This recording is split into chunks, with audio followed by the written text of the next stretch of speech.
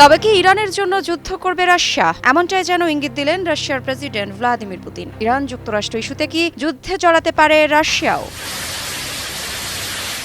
সময় যত গড়াচ্ছে ইরান যুক্তরাষ্ট্রের মধ্যে যুদ্ধের শঙ্কা ততই বাড়ছে। এমন পরিস্থিতির মধ্যে এক চাঞ্চল্যকর তথ্য জানিয়েছে বার্তা সংস্থা মেহের নিউজ এজেন্সি। জানা গেছে, রাশিয়ার প্রেসিডেন্ট ভ্লাদিমির পুতিন জানিয়েছেন ইরানের সার্বভৌমত্ব রক্ষায় পাশে থাকবে মস্কো। বোঝাই যাচ্ছে, বন্ধু দেশকে আর কোনোভাবেই শত্রুর মুখে পড়তে দিতে চায় না পুতিন। তবে কি পুতিনের বার্তা সরাসরি পশ্চিমাদের জন্য সতর্কতা? সম্প্রতি বার্তা সংস্থা রয়টার্সের বরাতে জানা গেছে, ইরানের সম্ভাব্য কয়েক সপ্তাহব্যাপী অভিযান চালানোর জন্য প্রস্তুতি নিচ্ছে মার্কিন বাহিনী। প্রেসিডেন্ট ডোনাল্ড ট্রাম্প হামলার নির্দেশ দেওয়া মাত্রই মার্কিন বাহিনী অভিযান শুরু করবে। এরই মাঝে পুতিনের এই সতর্কবার্তা। তবে কি ঘনিয়ে আসছে রক্তক্ষয়ী সংঘাত?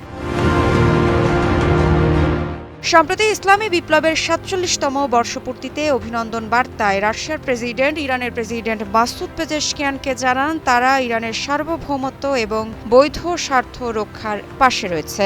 রাশিয়া এই মুহূর্তে সংকটময় পরিস্থিতিতে তেহরানের নিরাপত্তা ও স্থিতিশীলতার প্রতি সমর্থন জানাচ্ছে। এটি কেবল বন্ধুত্বের বার্তা নয়, বরং কৌশলগত একটি সংকেতও বটে।